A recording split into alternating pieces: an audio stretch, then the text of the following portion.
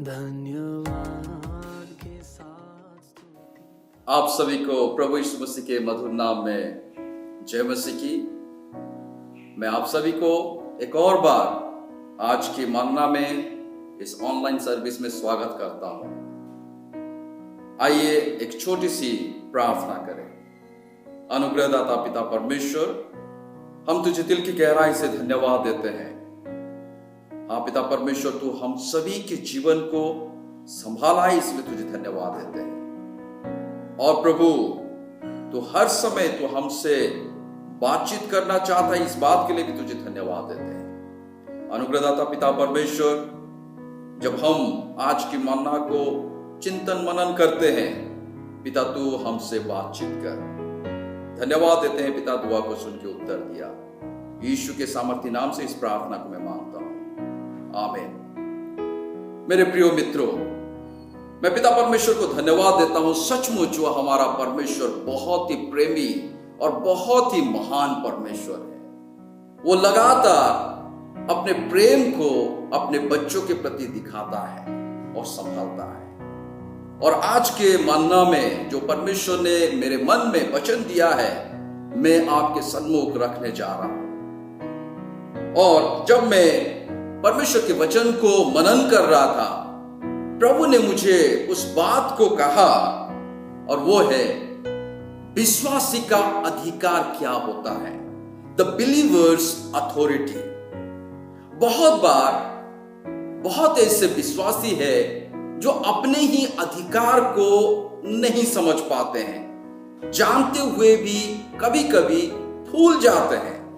लेकिन प्रभु आज हम सभी को फिर से याद दिलाने के लिए, फिर से उन बातों को हम जान पाए, समझ पाए, इस बात के लिए प्रभु ने मौका दिया है। और मैं विश्वास करता हूं आज की मन्ना में हम सभी आशीषित होने जा रहे हैं। जब मैं इस शब्द के ऊपर मनन कर रहा था, विश्वासी के अधिकार को लेके, सबसे पहली बात परमेश्वर ने मेरे मन में डाला, वो है द चाइल्ड ऑफ गॉड।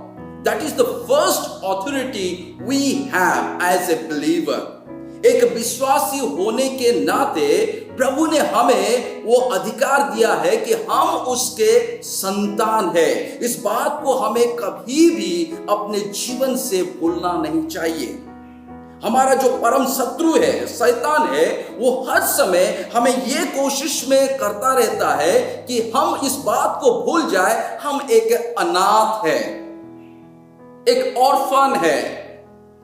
और उससे वो बहुत ज्यादा खुश होता है, क्योंकि वो हमें गुमराह करने के लिए, उसके लिए आसान हो जाता है। जब हम अपने आप को सोचते हैं कि मेरा कोई भी नहीं है, मेरे लिए कोई भी चिंता नहीं करता है।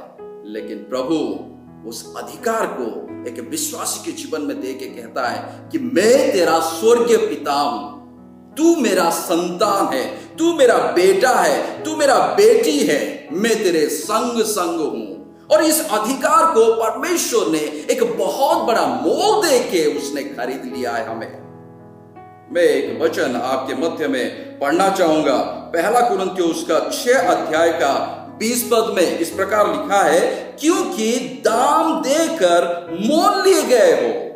परमेश्वर ने अपने एक लौता पुत्र को एक महान बलिदान के द्वारा, उसके लहू के द्वारा उसने हमें खरीद लिया है। उसने दाम को चुकाया है। He has paid the price for us।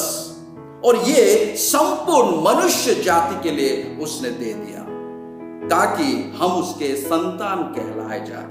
उतना ही नहीं, पहला कुरिन्थियों उसका 7 अध्याय का 23 पद में भी इसी बात को जिक्र किया है। बार बार प्रभु इस बात को हमें जताता है कि हमारे पास वो अधिकार है कि हम उस स्वर्गीय पिता के संतान है। और यहां पर भी इसी चीज को लिखा है, तुम दाम देकर मोल लिए गए हो। हालेलुया, कितनी अच्छी बात है। ये संपूर्ण मानव जाति के लिए है। लेकिन इसको यदि हम थोड़ा सा और गंभीरता से इसको सोचने के लिए लगते हैं, हो सकता है सारे मानव जाति उसके अधिकार को नहीं प्राप्त करते हैं, क्योंकि उसमें एक शर्त है। मेरे साथ आप यदि धर्मशास्त्र है खोल सकते हैं, यूहन्ना लिखित सुसमाचार उसका 1 अध्याय का 12 पद में। इसमें किस प्रकार लिखा है, परंतु जितनों ने उसे ग्रहण किया, प्लीज अंडरलाइन दिस वर्ड, ग्रहण किया है, उसने उन्हें परमेश्वर की संतान होने का अधिकार दिया है। यस, हम लोग पहला कुरिन्थियों में इस बात को देखे कि उन्होंने मनुष्य जाति को प्रभु यीशु मसीह के महान बलिदान से तो खरीद लिया है, लेकिन यहां पर हम देखते हैं जहां यूहन्ना कहता है कि जो उसको ग्रहण करता है, जो प्रभु यीशु मसीह को उद्धारकर्ता से अपने जीवन में ग्रहण कर लेता है, उस स्वर्गीय पिता को अपने स्वर्गीय पिता के अनुसार ग्रहण करता है, उसको ही संतान होने का अधिकार देता है। और आज हम सब विश्वासी उस परमेश्वर की संतान है, क्योंकि हमने यीशु मसीह को अपने जीवन के उद्धारकर्ता के रीति से ग्रहण किया है। इस अधिकार को हमें कभी भी भूलना नहीं चाहिए। हम लोग कोई भी अनाथ नहीं है, हमारा स्वर्गीय पिता है जो हमारे साथ रहता है, हमारी बातों को सुनता है, हमारे साथ साथ संगति करता है और हर समय हमें उत्साहित करता है। हालेलुया, कितने सुंदर अधिकार को हमने प्राप्त किया है। दूसरी बात को हम देखते हैं, एक believers has authority to stand against सैतान।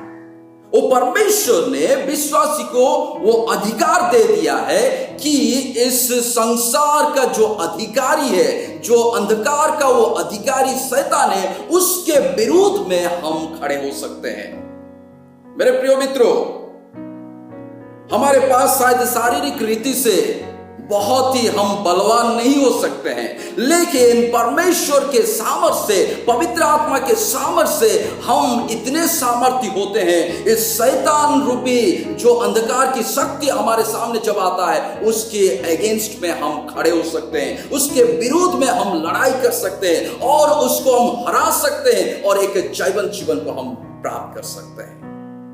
और परमेश्वर ने इस बात के लिए, यदि हम देखते हैं पवित्र शास्त्र में क्या कहता है, इफिसियों की पत्री उसका 6वां अध्याय 10 से लेके 12 पद इस प्रकार लिखा है, इसलिए प्रभु में और उसकी शक्ति के प्रभाव में बलवंत बनो, परमेश्वर के सारे हथियार बांध लो कि तुम शैतान की युक्तियों के सामने खड़े रह सको। वो परमेश्वर वो शक्ति देता है कि इस अंधकार के शक्ति के सामने हम खड़े होके उसको हम हरा सके, उसको हम पराजय कर सके, उसको हम निस्तनबोज कर सके, समाप्त कर सके।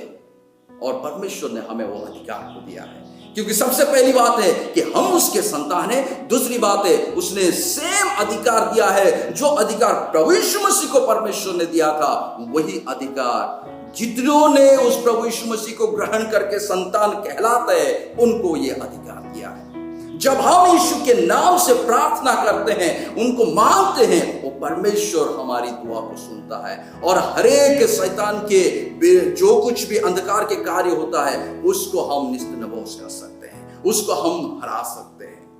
और हम सब जानते हैं वो आत्मिक हथियारे क्या क्या है, उसके बारे में इफिसियों की पत्री उसका 6वां अध्याय के हम लोग 15 पद में से लेके 17 पद के अंत तक वहां पर हम लोग पाते हैं।